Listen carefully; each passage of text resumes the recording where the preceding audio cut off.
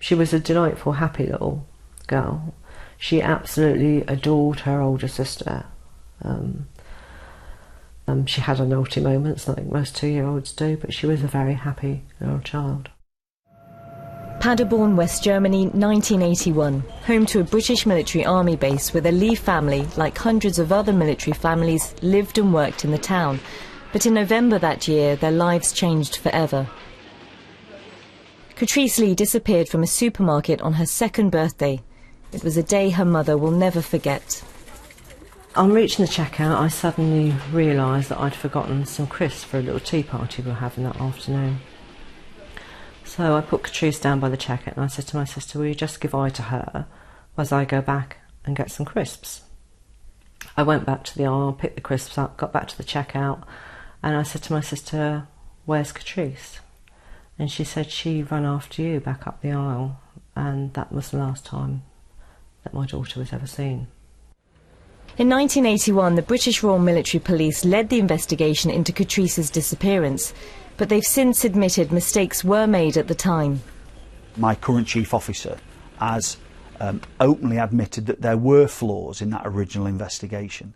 However, it was an investigation of its time, and policing has developed and evolved over 30 years.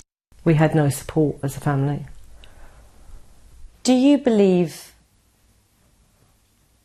that the system failed you and your family? Yes, they failed my 2-year-old child. In the case of a missing child, what happens in the hours and days after a disappearance is crucial. It's estimated that around 140,000 children go missing in the UK each year, and 99% of all reported missing cases are solved within 1 year.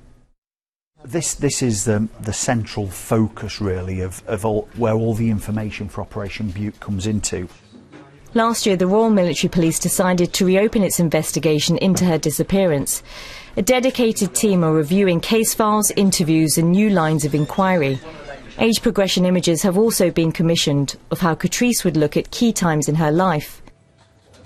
It's hoped by using the latest police search techniques, the investigation will move forward.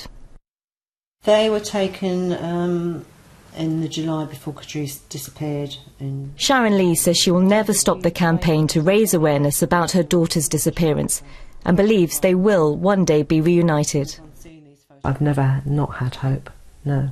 If the day ever came when I didn't have any hope that my daughter would be found, would be the day that I stopped doing media and press releases.